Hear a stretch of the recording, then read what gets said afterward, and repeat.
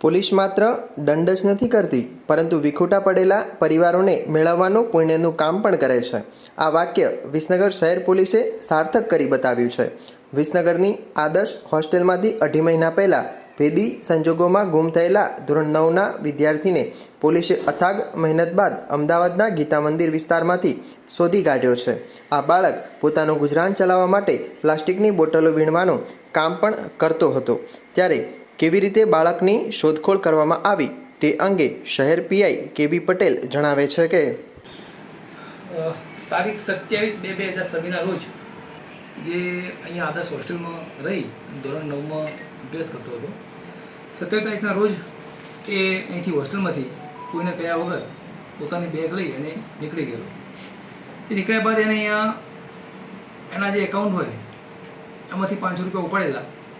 એ 500 રૂપિયામાંથી એને એક જગ્યાએ કંઈક બાકી હતા 80 રૂપિયા એવું બિલ ચૂકવી એ પછી બસ સ્ટેન્ડ ગયો રિક્ષા મારફતે. ત્યાંથી એસટી સ્ટેન્ડમાંથી બેસી અને અમદાવાદ એસટી બસમાં લોકલ બસમાં ત્યાં અમદાવાદ પહોંચ્યો. અમદાવાદ ગીતા મંદિર ઉતર્યો અને ત્યાં બસ સ્ટેન્ડ પર જ ત્યાં છૂટક કામ કરી અને ત્યાં જે રહેતો ને ત્યાં જમતો. ગુમ થયો ત્યારથી આપણને મળી આવ્યો ત્યાં સુધી ત્યાં એક જ જગ્યાએ રોકાયો વિસનગર ત્યાં ગીતા મંદિર. આપે કેવી રીતે એની શોધખોળ કરી હતી, કેટલી જગ્યાએ તપાસ કરી હતી ને કેટલો સમય તપાસ કરી હતી ને કેટલી ટીમો બનાવી હતી? શરૂઆતમાં બાળક ગુમ થયો ત્યારે પ્રશ્ન એ હતો કે એની જોડે મોબાઈલ નહોતો કે બીજા કોઈ એને જોડે જે કહેવાય સાધનો કંઈ હતા નહીં કે જેથી આપણને કડી મળી શકે. તો અમે શરૂઆતમાં સીસીટીવી ચેક કર્યા તો એ સીસીટીવી ચેક કરતાં અહીંયા લાવારી સુધી એ સીસીટીવી દેખાયો. બાદ આગળ કોઈ સીસીટીવી ન હોય ત્યાંથી કોઈ એની ભાળ મળી કે કઈ બાજુ ગયો. તેથી અમે શરૂઆતમાં તમામ અનાથ આશ્રમ, તમામ સંસ્થાઓ, રેલવે સ્ટેશન, ધાબા, ત્યારબાદ જ્યાં ટ્રાવેલ્સ એસોસિએશન કરું ત્યાં દરેક જગ્યાએ તપાસ કરી.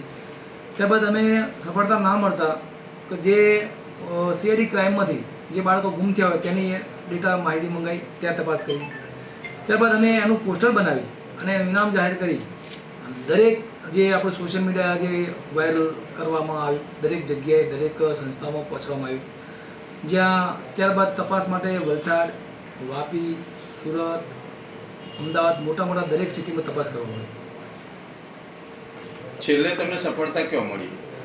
છેલ્લે મેં જે આ વાયરલ કરેલું હતું એનું મિસિંગ જે પોસ્ટર બનાવીને એના અનુસંધાનમાં આ એક બાળક તરીકે ત્યાંની જે કાગડાપુર પોલીસ સ્ટેશન ખરું ત્યાં એને ધ્યાનમાં આવેલું અને એમને અમારો કોન્ટેક્ટ કરતા અમે તેમને વાત કરી કે તમે જે વેરીફાઈ કરો એના સેમ એના જેવો દેખાય છે એવું અમને જણાવ્યું. ત્યારબાદ ત્યાંની પોલીસ ત્યાં જઈને પૂછ્યું કે તારું નામ શું? તો કે મારું નામ છે ક્રિશ ચૌધરી. તો કયું વતન? કે પાટણ.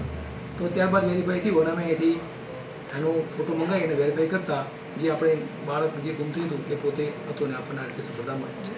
બાળક આટલા સમયથી ત્યાં રોકાયેલું તો શું કરતો હતો અને ત્યાંનું છુપાવવા પાછળનું કારણ શું જાણવા મળ્યું છે? અહીંયાથી નીકળ્યા બાદ ત્યાં ગીતા મંદિરે જ રોકાયો આટલા દિવસ. ત્યાં શરૂઆતમાં એ ત્યાં બાજુમાં એક રસોડું ચાલતું હતું રામરોટીનું ત્યાં જમતો અને ત્યારબાદ 5 દિવસ ત્યાં જમ્યો. પછી એ જે બાટલા મેળવવાનું જે કામ આવે એ બાટલા મેળવવાનું કામ કરી અને ત્યાં બસ સ્ટેન્ડનું જે રેસ્ટરૂમ કરો ત્યાં સૂઈ જતો. કોઈ વાર ત્યાં એના જે બાટલા કલેક્ટ કરેલા હોય જ્યાં તો વેચાયા ના હોય ખાલી બોટલો તો ત્યાં એનું ઓછું બને ત્યાં જઈ આરામ કરતો.